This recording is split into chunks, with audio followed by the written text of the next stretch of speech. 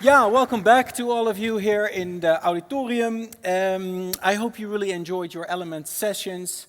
I had already the privilege of listening for an hour to Mr. Frans Timmermans, and now it's your turn. Please give him a warm welcome.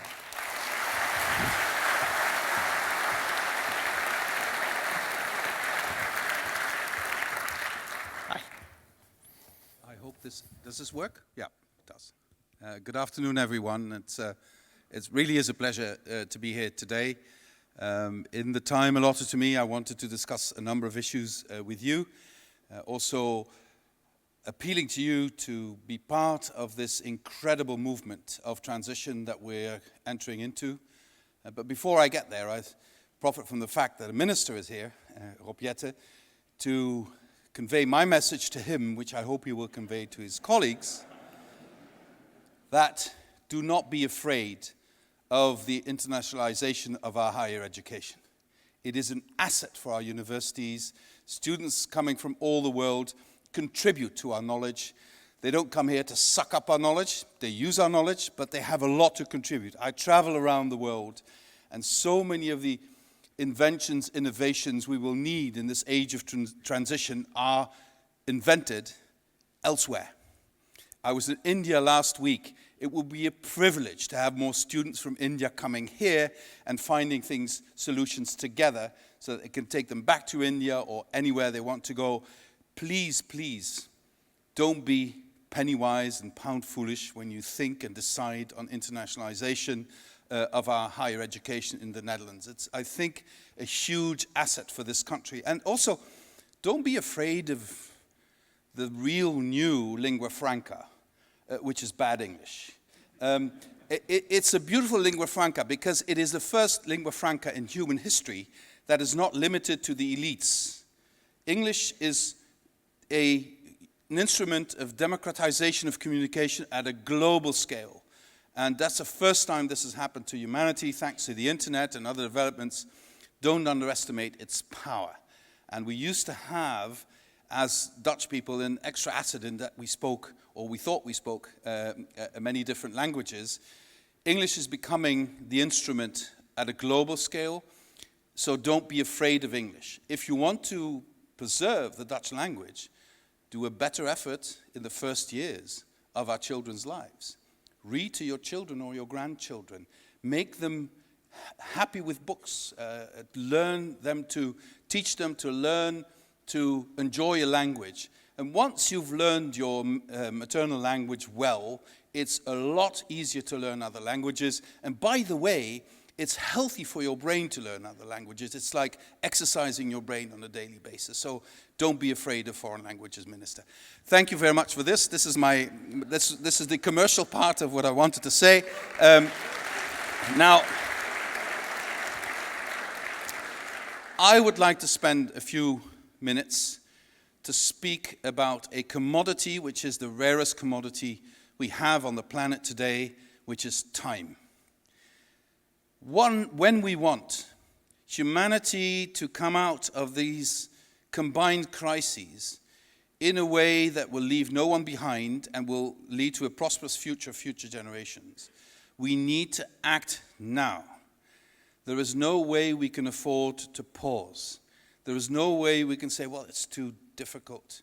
There is no way we can stick to the popular Dutch mantra of haalbaar en betaalbaar. I can tell you that what is not affordable is to do nothing, because the cost of non-action is tenfold the cost of acting. So why is time so important? It's important because in our societies, the threat of being locked in the here and now is omnipresent.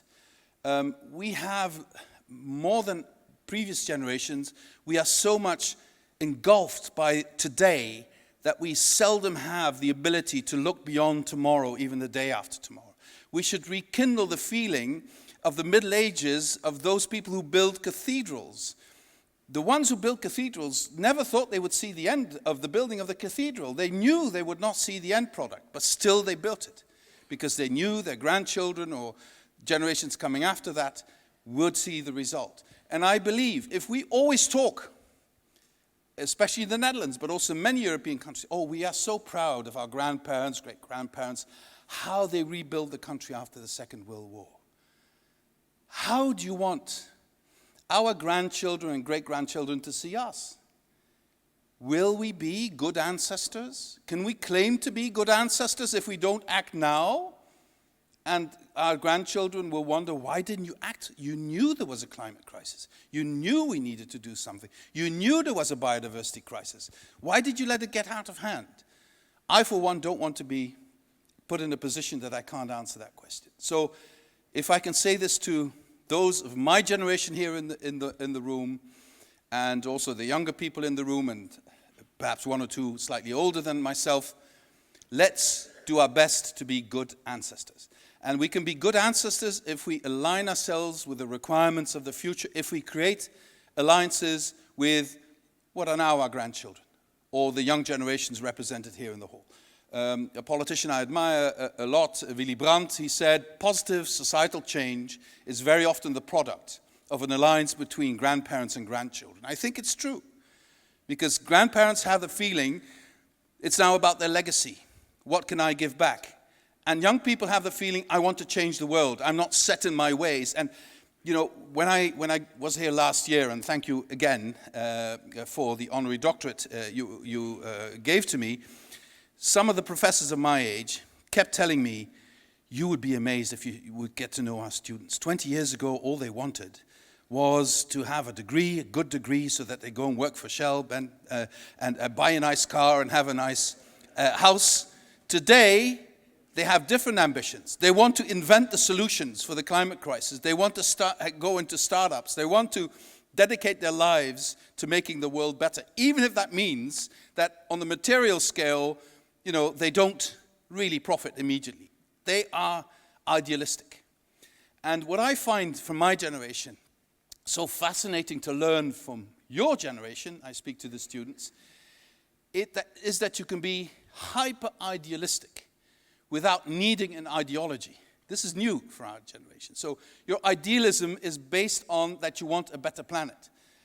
And I would urge you to help me to convince my generation, people from my generation, that the climate crisis and tackling the climate crisis is not a left-wing project, is not a right-wing project. It is something that transcends party political differences and should be the project of the whole of humanity. Your idealism transcends all of that. You are idealists, and you are all over the political spectrum. And that's where we need to be. We need your idealism to be the idealism that society can adhere to.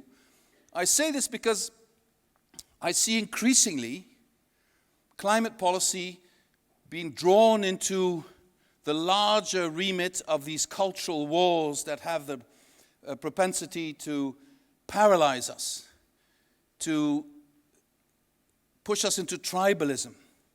And once you're a member of a tribe rather than of a society, you will defend the tribe, whatever the tribe says, even if it's nonsense. And the only way we can come out of this situation is if we respect science, is if we respect facts, and if we let science and facts guide us in the choices we make. But for that, we need to avoid falling into the trap of tribalism, because the first victim of tribalism is facts, is science. Because then it's about survival of the tribe, and the tribe is always right. You see it everywhere in society. It is not necessary. Now, why is this day today important? Because I believe that there is consensus at this university and many other universities about what the science says or what the facts are. But taking that consensus into society, we've not been that successful yet. So the alumni who are here today could learn a lot from the students. Could learn a lot from their completely different attitude than the alumni themselves had. At the same time, the students could profit enormously from the networks and the experience the alumni have in wider society. And why not try and make that a model that could also influence political decision-making, political thinking, planning for the future? We've made a plan that will take Europe to being climate neutral by 2050. We dream big, and I urge you all to dream big. But dreaming big is a fantasy if it is not accompanied by thinking about the small steps you have to take today and tomorrow and the day after tomorrow so you actually realize your dream. So if you don't dream big and you only think in small steps, haalbaar en betaalbaar, what happens is that you only look at the 30 centimeters in front of your feet, and it's only a matter of time that you stumble and fall. But if you dream big and you have a dot on the horizon where you want to go, and then you make concrete plans of how to get there, then you can take small steps with your eye on the prize. And that's what we've done with the Green Deal. It is getting momentum across the planet. Just to give you one example, if you want to decarbonize, you have to put a price on carbon. There is no other solution. The pricing carbon through an emissions trading system is a proven system that works well. Industry knows how it works. Industry wants to work with it. It's a profit model for parts of the industry. It gives clarity and stability over a longer period of time. We were able to expand that ETS system. We got an agreement with the European Parliament and the Council. The Chinese are introducing an ETS system. I was in India last week. They're also devising an ETS system. That's a real breakthrough. The only ones we need to still convince at the federal level are the Americans. And for some reason, they seem to reject this purely market-based instrument, which I find strange from a market economy. But we'll get there. We'll get there. Now, I know that if you hold a speech, you shouldn't end on a negative note. So this is the penultimate point I'm going to make. The one thing I would recommend all of you, if you are interested in history, and even if you're not, Christopher Clark, who's an eminent Cambridge historian, who's written this wonderful book, Sleepwalkers, about the First World War, he's just recently published a book, 1848, about the revolutionary year in Europe in 1848. There he describes what happens essentially as a result of an industrial revolution. That all relationships in society are changing and all institutions need to be recalibrated and that there's a lot of tension and a lot of conflict, etc. We are in the middle of an industrial revolution, which is even more intrusive than the first one in the end of the 18th, the beginning of the 19th century. So we need to understand that all our assumptions will be tested, all our institutions will be tested, political, societal, economic, financial, and we need to be prepared to adapt these institutions to the new realities. That's not just something fietsenmakers can do. It affects the whole spectrum of science and society, social sciences just as much as technical sciences. And we need to be able to reinvent societal relationships. So if we say this can only succeed if we leave no one behind, we have to redefine the models of redistribution in our society in line with the present and future challenges.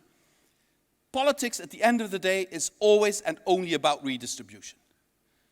And then they say, well, that's a typical lefty, pinko story.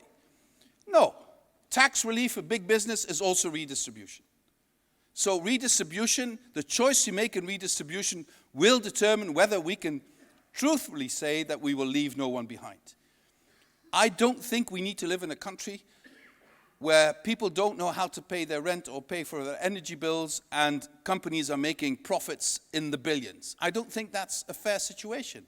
And I think it can be corrected without hurting those companies, strengthening them future-proof, but also showing to society that we redistribute in a way that we leave no one behind. The climate crisis, in essence, is a social crisis. In essence, is a crisis of the whole of society.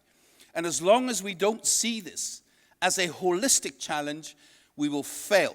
It is not just about energy transition, it's not just about biodiversity, it's about the fundamental reorientation of our institutions at a national, a European, and a global level. Now, it's daunting. It wouldn't be fun if it weren't daunting. It's daunting, but it's not impossible. So to the young people here, I say, don't despair. To the older people here, I say, don't let yourselves be locked into the here and now. And to all of us, I say, let's do this. And with the Mandalorian, I say, this is the way. Thank you.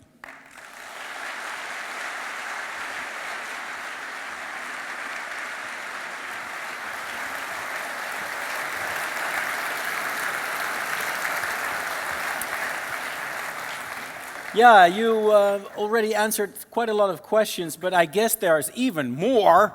So, if anyone has a question, I do have one quick question, because I find it very interesting, what you said about taking climate policies out of that stupid culture war.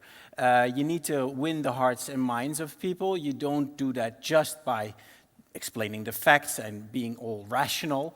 How do you appeal to ordinary folks? How do you win their minds and hearts? Well, I believe there is a very, very powerful message in the ambition to be a good ancestor. I think it appeals to many people. But then you have to say how you can be a good ancestor. Yeah. And you know, the fact that the people who fight against climate policy, they no longer say that there is no climate crisis, because that's undeniable. So, you know, like Harry Truman said, if you can't convince them, confuse them. So they try to confuse people by saying it's going too fast and we need to slow down, and et cetera, et cetera. And they're hypocrites because, you know, they travel by air. All of that is being used to slow us down. Now, the only way we can avoid that locking us in the here and now is to also see that by certain changes in your behavior, you can actually start becoming a good ancestor already now. You know, if we just think more consciously about what we eat, that would already make a huge difference. Not telling people what to eat, but informing them that their choices could really make a difference. If we decide not to throw food away anymore, it would make a huge difference. If we decide to change our travel patterns a bit, not travel less, but in a different way. If we take the bike a bit more often than a car, all of these things are a contribution to being a good ancestor. And nobody's asking you to be perfect. Every single step helps. And sometimes you sidestep, or you step even a step back. Don't kill yourself over that. Just take 2 extra steps next time. So I think you need to offer this point on the horizon, being good ancestors. How do you want your grandchildren or the grandchildren of your brother or sister to see you? And what can I do today and tomorrow to be a good ancestor? I think that's the way forward. Yeah. And the ancestor story, of course, appeals to conservative values. I mean, that's something everyone can understand. Yes, and then I also believe that in this, well, frankly, we are in a relatively post-ideological society, which again is not saying a society without ideals, as young people here can testify. But conserving, you know, being a good ancestor is, Christian Democrats will say,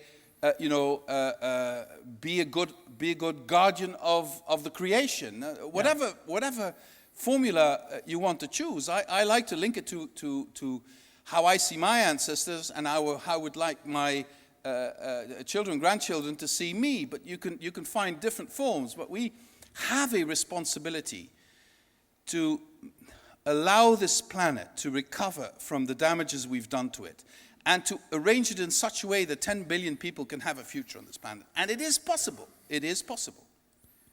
Yeah. Conservatives should conserve, Exactly. right? Who has a question? Ooh, this is challenging. Wow. Sounded like a female tennis player. Well done. Does it work? Yeah. Oh, yeah. Okay. Yes. Well, thank you, Frans, for a very motivating story, I think. I do see the problem which you also touched upon, that politics is redistribution. So the whole transition is going to cost a lot of money. Who do you think should decide on who is paying for what? Is that to politics? Are we going to have a plan economy? Or should you say, how do we determine that? Well, you know, it is without any doubt necessary that there is public guidance, that there is legitimized by democracy, public guidance. These fundamental structural changes in our energy, for instance, in the grids we need, in the renewable energy generation we need, much of this will be done through private investment and private technologies, etc. But it needs to be organized. And I think in a democracy, public authorities should have that responsibility to organize it.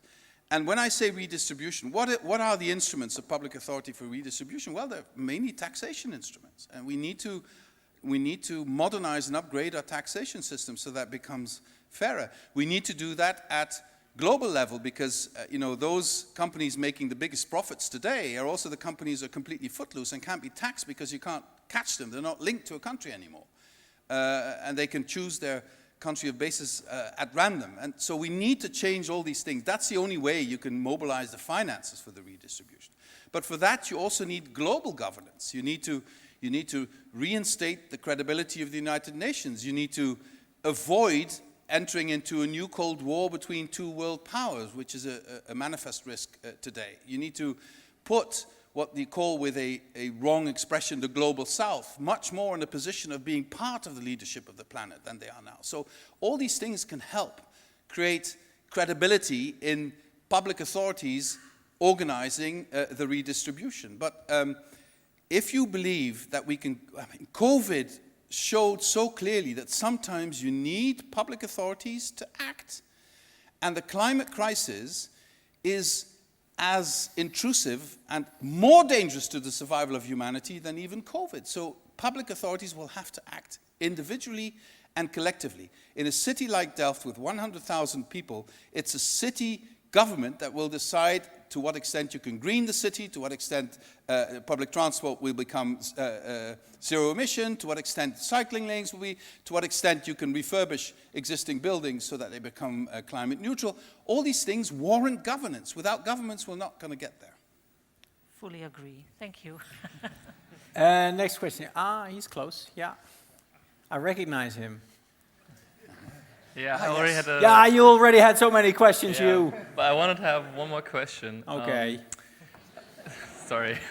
No, you had good questions. Basically, I think we are already at a point now where, well, the climate crisis is already here and we already see people dying from it. Also, I think we have seen a severe lack of action from most European governments up until this point. I hope that's about to change, and I really liked your speech now. It seemed like you're now very much, like, it seems like now we're actually going to do it, hopefully. You have do his something approval. about it. But my question is more about being a good ancestor, and I feel like there's already been quite a few failures, because we're now at the point where I think we now globally need to reduce emissions by something like 9 to 12% every year if we want to reach the 1.5 degree target, which seems very unrealistic, so we're probably going to overshoot it. A question is a short sentence which my question ends with a question mark. Okay, my question is... So we have a future politician in the Yeah. Would you consider, and I know you're not fully responsible, but your political generation, the last two decades, have kind of failed. Would you consider apologizing on behalf of your generation of politicians who have so far got us into the situation that we're in? I know it's not you, but it's like kind of your generation of politicians. My generation has a lot to answer for. Yes, that's true. Will an apology help? I don't think so. But we have a lot to answer for. You know, if I look back at how we were educated, our parents, my parents were children during the Second World War, so they lived through very difficult times. So they were the first generation that only saw every year improvement.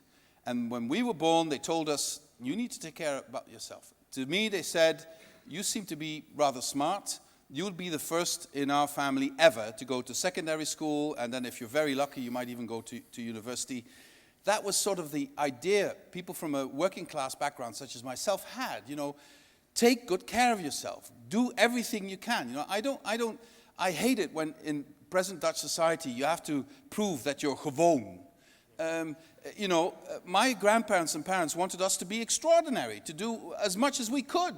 You know, everybody's gewoon, but everybody needs to have the ambition to be extraordinary.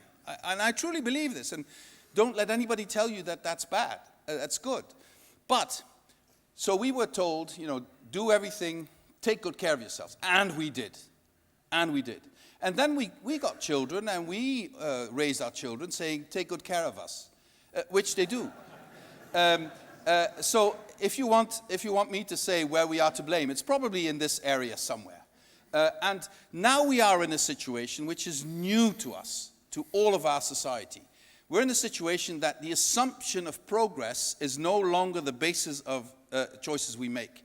And for large parts of our society, the assumption of loss is the predominant feeling in society. And that leads to paralysis. Because if you think that the only outcome of the future is that you lose, you keep everything you have.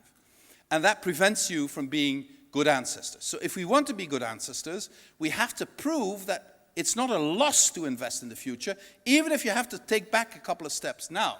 And you have to get out of your comfort zone and perhaps pay more for your tickets or do something else.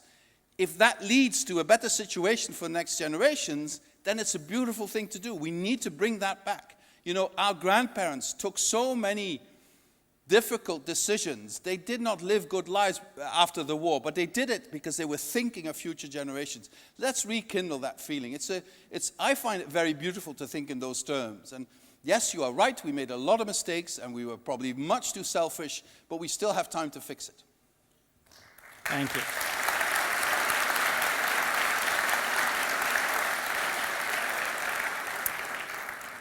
One final question, a quick one, a short one.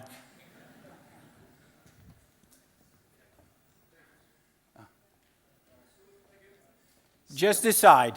See how far you can go. Hello. Hello. You talk a lot about carbon taxation, and that it's then and this is getting implemented in a lot of countries. But how can you make sure that every single country implements this, since a lot of heavy industries can be moved to third world countries who can actually profit from, from... You know, we came up with this horrible acronym, but a wonderful idea called CBAM, Carbon Border Adjustment Mechanism. So what we say is, we look at the carbon footprint of a product produced in Europe, we look at the carbon footprint of the product produced elsewhere, and if the product produced elsewhere is so much cheaper that it will compete with the product produced in Europe, we will create a level playing field. So in other words, this is our instrument to prevent what you're saying, which in a technical term is called carbon leakage. We want to avoid carbon leaking away from Europe to places where they would not have those requirements. Now, the funny thing is that CBAM is starting the experimental phase in 26, and then a couple of years we'll see what the effects are. But in political terms, CBAM is already working. The fact that India is now thinking about an emissions trading system is, in my view, a direct consequence of CBAM. They want to be on a level playing field with us, and ETS is their way of doing it. Same applies to China. Same will apply to other parts of the world. Indonesia announced this week they're thinking of introducing an emissions trading system. So I think the fact, you know, it's called the Brussels effect traditionally, that Brussels regulation has an effect on the global economy. I think we're seeing it right now. We're seeing it right now. And on that I'm rather optimistic. And let me just underscore, it's not taxing carbon, it's pricing carbon. It's showing that emissions have a price on our society, have a price on our economy, have a price on our environment, have a price on our climate. And that is, pricing something helps economic actors make the right decisions. And so I believe this pricing mechanism is the best way to decarbonize our global society. Thank you very much. Thank you so much. Thank you. Ladies and gentlemen, Frans Timmermans.